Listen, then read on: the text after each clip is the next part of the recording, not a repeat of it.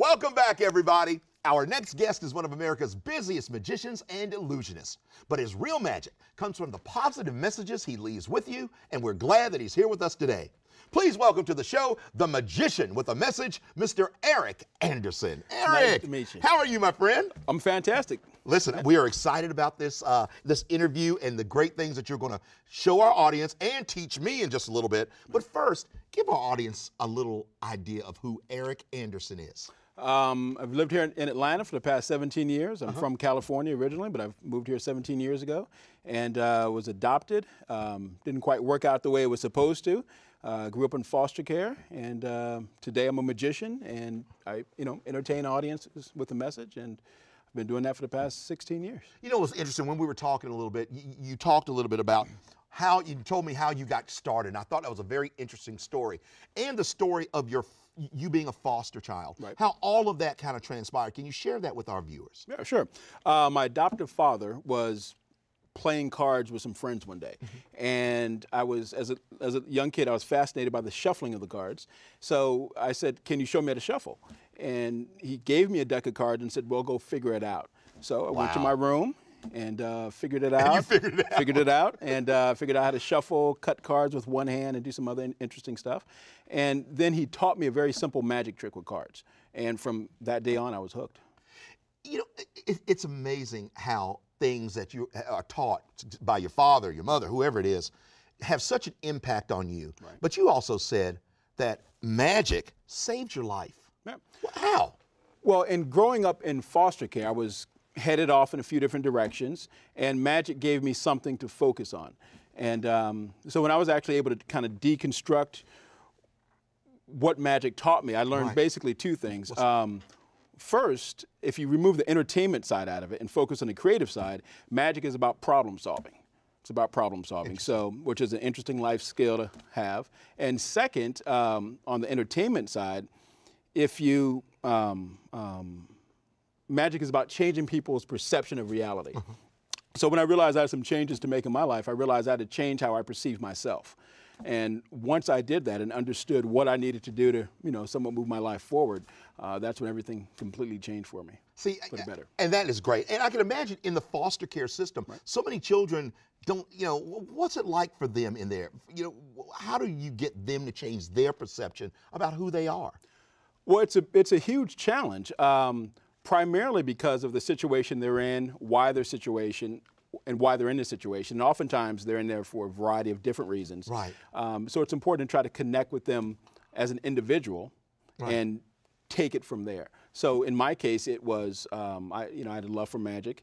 So it's important to try to find what they're good at, focus on that, and try to move them in the right direction. And being a magician, and being that you said you're going to show me some tricks, what kind of trick are you going to show me? You have some money with you? Well, my wife doesn't let me have a lot of money, but wait a minute. Oh, I got something right here. I got a dollar bill. Okay. One of my favorites. Now, a lot of people ask, exactly how does a magician make money? Right. How does a magician? Let me ask you that. Okay. Hey, Eric, how does a magician make money? Here's how it works. Okay. Who's in the face of the $1 bill? George Washington. George Washington. Okay. Now, this is have you ever seen compound interest? Yeah, I love compound interest. Okay. This is compound interest live. I need compound interest. Watch the dollar. As I blow on it, it changes into a $5 bill.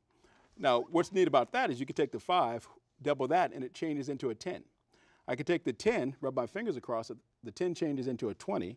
I could change the $20 bill into a $50 bill, and I could change the $50 bill to a nice, crisp $100 bill. Okay, and that's the end of our show today. Eric didn't want to get it. Wow, Eric, that's pretty cool. What sense of accomplishment did you get when you learned how to do these things? These tricks, these illusions? Well, it's really having a goal and then seeing it through. So as far as the magic, it was I would sit around and practice for hours on end, 5-10 hours a day. And like I said, it gave me something to focus and concentrate on, and then to see the end result and to see how the audience would respond to it once you're out there doing your thing. You do a lot of things with corporations and different civic organizations. And as a matter of fact, you actually performed at President Obama's was it inaugural? It was the Salute to Heroes Ball. Salute to Heroes Ball. Yep. So what is that like going to the corporate, in the corporate world and doing your magic? Are they receptive to what you They're do? extremely receptive to it. Okay. And for a variety of reasons. One, it's different. Okay. It's different. So oftentimes corporations, they're having a sales meeting and they bring me in to kind of break up the monotony of the day. So I use magic with the message, and I have a lot of fun with them. Wonderful. Let's go to the trick that you're going to teach me something Okay. today. Ladies and gentlemen, here we go. Live right here on JJ on Atlanta. Eric is going to teach me something. Teach you What something. is it? Okay. You've seen 90 this before. Okay. Fire eating. Fire eating. Fire eating. Okay. We're going to show you exactly how to do it. So we have a torch for you. Torch. That's yours. All right. So it's very, very simple. Okay. Here's what you need. First, you want to soak the torch. Gotcha. All right. So you can soak your torch. Let me soak my torch. All right. Now, as soon as it starts to drip, that's a good sign you've put on too much Okay. lighter fluid. So, That's great. Now you tell me. right. Exactly. Okay. So what you want to do next, you want to shake off the excess fluid. Shake, shake, shake it, shake it, Shake shake, it off, shake, right. shake. Okay. The reason you shake it off, if you light it up without shaking off, burning fluid's going to run down the torch Okay. onto your hand catch fire, Okay. and you'll panic. So 3 things you need to remember. Yes. First, wet the lips. Wetted. Wet. Wet. Head goes back, Ah. and you never inhale. God. So that's it. Wet the lips, head goes back, you never inhale. All right? So first, Okay.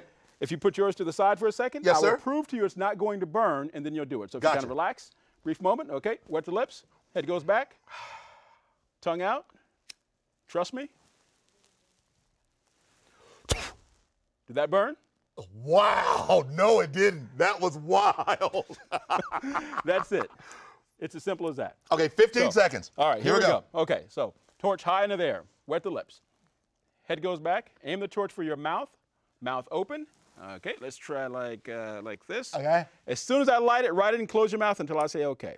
Inside the mouth, inside, inside, inside. Okay, never mind. Okay, here we go.